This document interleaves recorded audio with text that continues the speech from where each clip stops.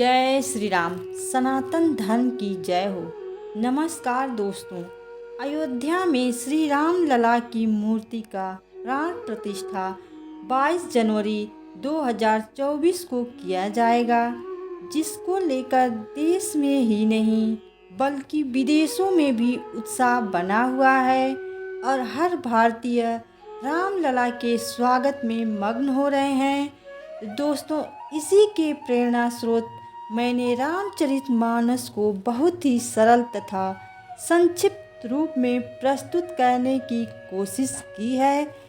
आज इस क्रम में मैं अपने संक्षिप्त रामायण का 10वां भाग प्रस्तुत करने जा रही हूँ।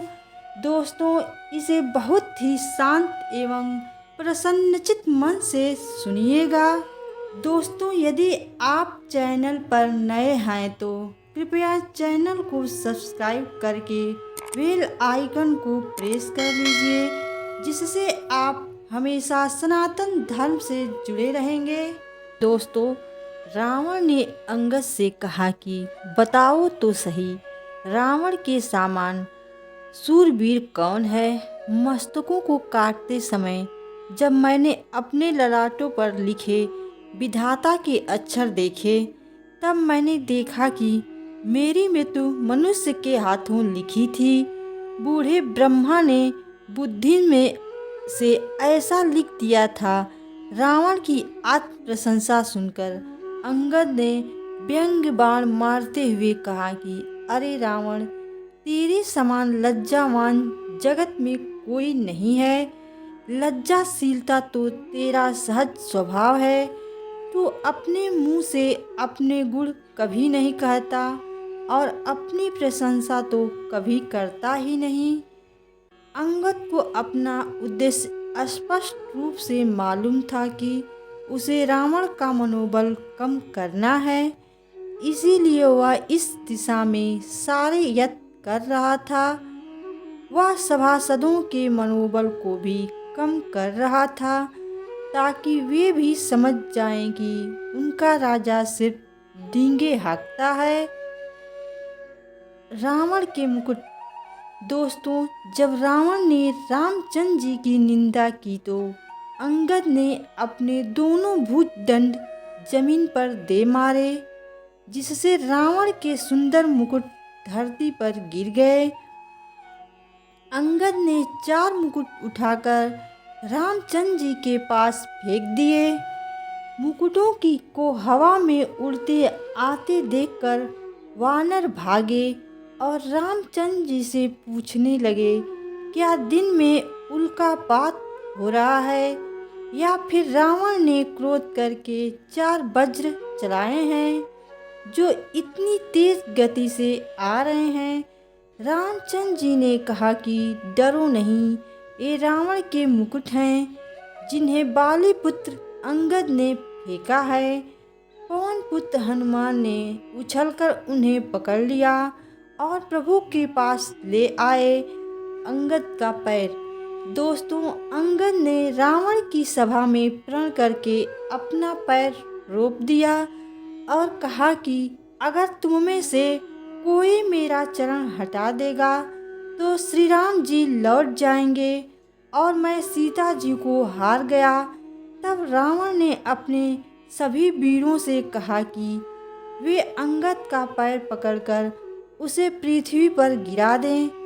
पैर को उठाना तो दूर रहा, कोई उसे हिला भी नहीं पाया। अंगद का बल देखकर सब हिम्मत हार गए। तब रावण स्वयं उठा। जब वह अंगद का पैर पकड़ने लगा, तब अंगद ने कहा, मेरे चरण पकड़ने से तेरा बचाव नहीं होगा। अरे मूर्ख, तू जाकर श्री रामचंद्र जी के चरण क्यों नहीं पकड़ता? यह सुनकर रावण लज्जित और तेजहीन हो गया। काल की चाल। दोस्तों, अंगद के जाने के बाद मंदोदरी ने रावण को समझाया कि काल लाठी लेकर किसी को नहीं मारता, वह तो धर्म, बल, बुद्धि और विचार शक्ति को हर लेता है। हे स्वामी, जिसका काल यानी मरण समय निकट आ जाता है, उसे आप ही की तरह भ्रम हो जाता है। इसलिए आप अपनी भूल और काल की गति को पहचानें और अब भी रामचंद्र जी की शरण में चले जाएं। मंदोदरी की बात को अभिमानी रावण ने हंसी में उड़ा दिया और युद्ध की तैयारी करने लगा। मायावी युद्ध। दोस्तों, वानरों और राक्षसों में युद्ध होने लगा। सूर्यास्त के बाद भी राक्षस लड़ते रहे, क्योंकि राक्षस सायंकाल के समय ज्यादा बलवान हो जाते हैं। अकंपन और अतिकाय सेनापतियों ने अपनी सेना को विचलित होते देखकर माया की और पल भर में गुप्त अंधेरा हो गया तथा खून, पत्थर और राख की वर्षा होने लगी। इससे वानरों की सेना में हाहाकार मच गया। श्री राम जी ने तुरंत ही अग्नि बाण चलाया, जिससे प्रकाश हो गया और अंधेरा मिट गया। वीर घातिनी शक्ति। दोस्तों, रावण के पुत्र मेघनाद ने लक्ष्मण जी पर वीर घातिनी शक्ति चलाई, जिससे वे बेहोश हो गए। इसके बाद मेघनाद लक्ष्मण जी को उठाने की कोशिश करने लगा, लेकिन लक्ष्मण जी तो शेष जी की अवतार थे, जो जगत के आधार हैं। इसलिए मेघनाद उन्हें कैसे उठा पाता। संध्या होने पर हनुमान जी लक्ष्मण जी को उठाकर रामचंद्र जी के पास ले आए। अपने प्रिय भाई को इस हालत में देखकर रामचंद्र जी दुखी हो गए। जामवंत ने कहा कि लंका में सुषेण वैद्य रहता है, उसे ले आएं। हनुमान जी लघु रूप में गए और सुषेण को उसके घर समेत तुरंत ही उठा लाए। संजीवनी बूटी लाने का बीड़ा। दोस्तों, वैद्य धर्म के नाते सुषेण ने तुरंत ही बता दिया कि औषधि कौन सी है और किस पर्वत पर मिलेगी। संजीवनी बूटी हिमालय पर्वत पर मिलती है और हनुमान जी को इसे सुबह तक लाना होगा। गौर करें, काम मुश्किल था, क्योंकि लंका दक्षिण में थी और हिमालय उत्तर में था और इनके बीच की दूरी बहुत ज़्यादा थी। सभी इस सोच में थे कि यह काम कौन करेगा। तब हनुमान जी ने कहा कि मैं जाकर संजीवनी बूटी लेकर आऊँगा। काल नेमी प्रसंग। दोस्तों, एक गुप्तचर ने रावण को बताया कि हनुमान जी संजीवनी बूटी लेने जा रहे हैं। तब रावण काल नेमी के घर गया और उससे प्रपंच रचने को कहा। काल नेमी ने मुनि का वेश बनाकर हनुमान जी को रोकना चाहा, लेकिन हनुमान जी ने उसे मार डाला। हनुमान जी ने उठाया पर्वत।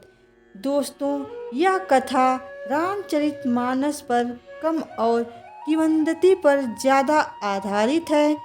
जब हनुमान जी हिमालय से संजीवनी बूटी लेने जा रहे थे, तो उन्होंने पूछा कि हिमालय पर तो बहुत सारी जड़ी बूटियाँ हैं, मैं संजीवनी बूटी को कैसे पहचानूंगा। तब सुशील वैद्य ने कहा कि संजीवनी बूटी अंधेरे में चमकती है, इसलिए तुम उसे पहचान जाओगे। रावण ने अपनी मायावी शक्तियों से ऐसा स्वांग रचा कि हिमालय की सारी बूटियाँ चमकने लगी। हनुमान जी समझ गए कि यह रावण की चाल है, लेकिन हनुमान जी ने कर्म प्रधान थे, इसलिए वे किंग कर्तव्य विमूढ़ नहीं हुए। वे जानते थे कि अगर बूटी सुबह तक न पहुंची तो लक्ष्मण जी की जान चली जाएगी। इसलिए उन्होंने हिमालय पर्वत को ही उखाड़ लिया और उसे उठाकर चल दिए। दोस्तों, हनुमान जी पर्वत उठाकर आकाश मार्ग से लौटते समय अयोध्यापुरी के ऊपर से निकले। जब भरत जी ने आकाश में अत्यंत विशाल स्वरूप देखा तो उन्होंने सोचा कि यह कोई राक्षस है। उन्होंने कान तक धनुष खींचकर बिना फल का बाण मारा। बाण लगते ही हनुमान जी राम राम कहते हुए पृथ्वी पर गिर पड़े और बेहोश हो गए। राम नाम सुनकर भरत जी ने हनुमान जी को जगाया पर वे नहीं जागे। इस पर भरत जी दुखी होकर बोले, यदि मेरा श्री राम जी के चरणों में निष्कपट प्रेम हो तो यह वानर तुरंत पीड़ा रहित होकर उठ जाए। ईश्वर की कृपा से हनुमान जी तुरंत उठकर बैठ गए। फिर जब हनुमान जी ने संक्षेप में सारी बात सुनाई तो भरत जी बोले, हे तात, तुमको जाने में देर होगी और सवेरा होते ही काम बिगड़ जाएगा। इसलिए तुम पर्वत सहित मेरे बाण पर चढ़ जाओ ताकि मैं तुम्हें श्री राम जी के पास शीघ्र भेज दूं। हनुमान जी ने जवाब दिया कि मैं आपके प्रताप से तुरंत चला जाऊंगा। सुबह होने से पहले ही हनुमान जी पहुंच गए और वैद्य सुशील ने वह बूटी लक्ष्मण जी को पिला दी, जिससे वे तुरंत उठकर बैठ गए। नमस्कार दोस्तों, यह राम कथा भाग 10 आप लोगों को कैसी लगी कमेंट करके ज़रूर बताएं तथा वीडियो को लाइक और अभी तक चैनल को सब्सक्राइब नहीं किए हैं तो कृपया चैनल को सब्सक्राइब कर लीजिए और कमेंट में जय श्री राम जरूर लिखें। सियापति रामचंद्र जी की जय। सदैव आपके ऊपर श्री रामचंद्र जी की कृपा बनी रहे। जय श्री राम।